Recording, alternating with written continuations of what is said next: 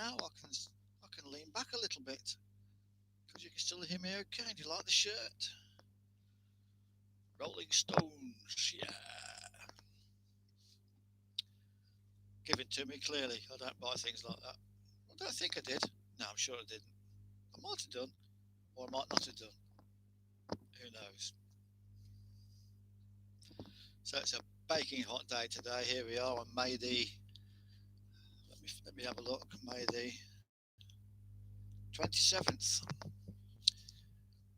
I think it's my 60. Let me have a look. Let me have a look in my file. I'm yet to do my daily sketch because I've been busy. Oh, today is day 68 of my self-isolation. Well, I say isolation. What I mean is I'm not going to work in case I pick it up and spread it to my wife, because in the taxi you're going to meet lots of people. I do go out shopping. I do. So I've been out today, done some bit of shopping for my mother. Yesterday it's my mother-in-law. So it's a bit of a late start today. We're already in the afternoon. But hey, got time to kill, haven't we? So the next painting is this.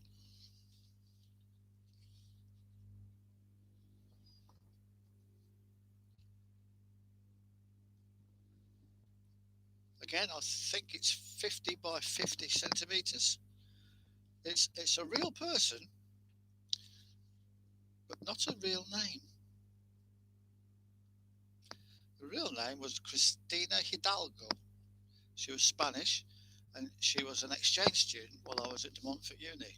We got quite friendly, and then she went home, and then she came back, and she came to the studios. Everybody was a bit cool with her. I don't know why it was, because she was going out with one of the lads there, and then she wasn't. That might have influenced it. I don't know, but I felt bad about it. I don't think we ever meant to be cool like that, but clearly she took umbrage. Who could blame her? But she was a bit of a musician as well as an artist, and a bit of an actress, I think. And she developed this character called Violeta Chinasky, or Violeta Chinasky. So this is called Violeta Chinasky. It's done in oils, and it's not from her. Well, it is from her, not from life. But she had an advertising slip made up for her musical career type thing, and this is one of the pictures on it, I believe. Oddly, I got a very similar hat.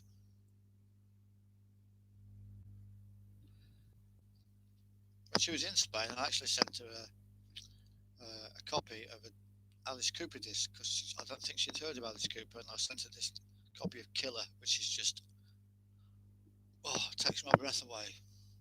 That's sort of, wow, fantastic album. I love it. I love it. Just like I'm loving this painting. Every painting I look at now, I love.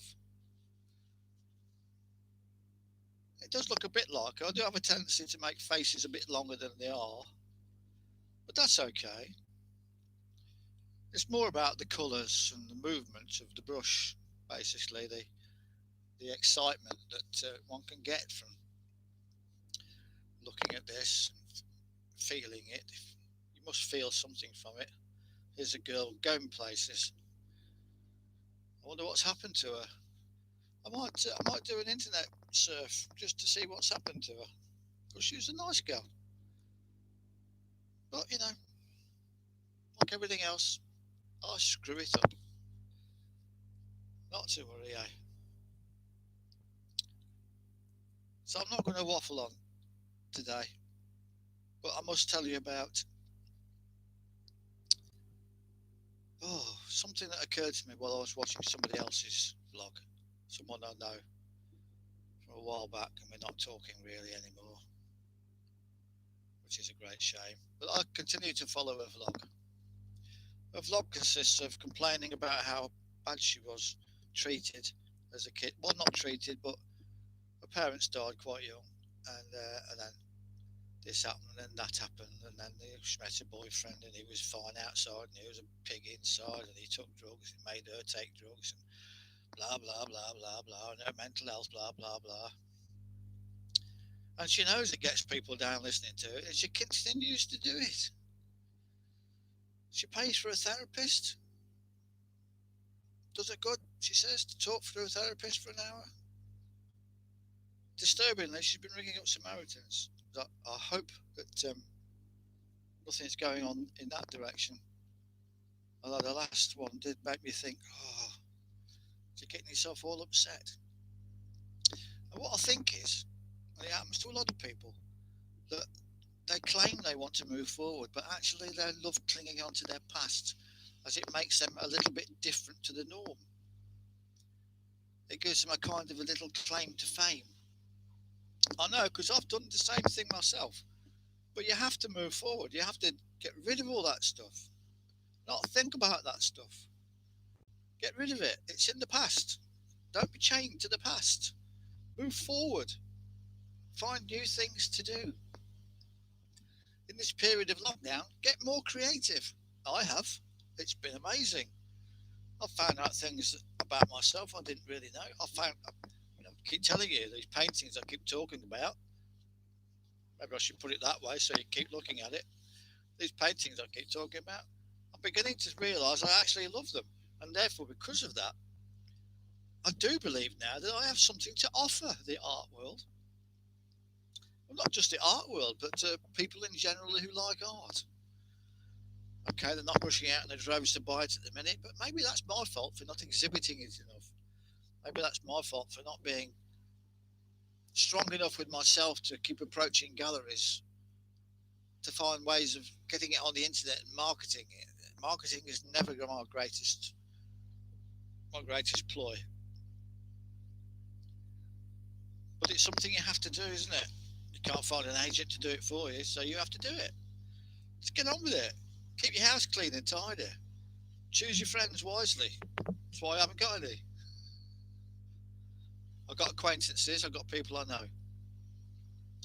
Well, I don't think any of them would come rushing out to help me if I was dying. Although I've done that for other people. It just shows you, you judge the world on your own, what's the word? Merits, scorecard, and they never come up to it. Just allow them to be who they are, and everything's fine. So anyway, that's my talk about life. Can you hear the noise? They're drilling out the tree stumps now. It looks really strange because you can see a big blue sky now over the studio. I haven't seen that in years. I don't know if I like it or not. Yeah, I do like it, yeah. It's like going to the seaside and just looking out at the water and having there nothing in the way. No buildings, nothing in the way. It's just space.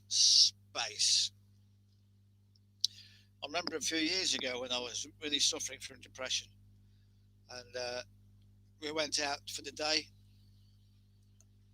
I went to this little beach that not many people know about, and just the space just did me so much good. I saw this big cloud coming, and I said to the wife, I think we should get back to the car. And before we got there, this cloud was over our head, and it was pissing down on us. It moves so fast, the weather out there. It really does. But it was great. And a bit later on in the year, it became our wedding anniversary, and I was still a bit depressed. Quite depressed, actually. And we went to Hunstanton for the day. That was our wedding anniversary. And we had a bag of chips on the beach, wrapped in paper. Best chips I've had in years. It was a wonderful day. It really helped in my recovery. Because my recovery consisted of realising if I keep smiling at people, forcing myself to smile, even though I'm not feeling like I should smile, people smile back at me without knowing why they're smiling back at me. And after a while, I realised I was actually still smiling, but no longer forcing myself. Also, I found a nice glass of gin and tonic at the end of the day served to actually loosen my inner being up a little bit. And I didn't bother shaving because I just couldn't be asked. Said I was growing a beard, which I kind of was, but not deliberately growing a beard. I just couldn't be bothered shaving. And anyway, eventually I realised that you can't do this. It's just clinging on to the past, clinging on to all the bad things. Let go, find the good. And since now, I just look at the good in life. What do we have? Marvellous. My house is paid for. It took some pain to do that, but it paid for. So it was good came out of that. My car is paid for. So that's some good come out of that. It's just, the garden was too big, so I built a studio on it. That means I spend more time at home. The lawn is now much more manageable. I can do it with a push mower, so that saves on electric or petrol. But I had a petrol mower at one time. I've still got it. It doesn't work. That's something else that needs to go or get fixed. It was my dad's. It does work if you fiddle with it, and then it stops. Then you have to take it all apart again. That's a real bugbear. But what I'm saying is, move forward. She did. She thought, sod them, and she moved forward. And I'm going to find out what happens to her. Christina Hidalgo. Is it Hen Hidalgo or Hidalgo Hen? Hidalgo Hen. I remember that hen part because my Spanish friends, Rafa and Manoli, built a monument in Jaén to the Andalusian Parliament. So many years of it. So otherwise, I'd never have heard of Jaén. Way up in the mountains, so hot, unbelievably hot. Rather like today. So we've gone round in a full circle. So I'll leave you with Violeta Chinasky.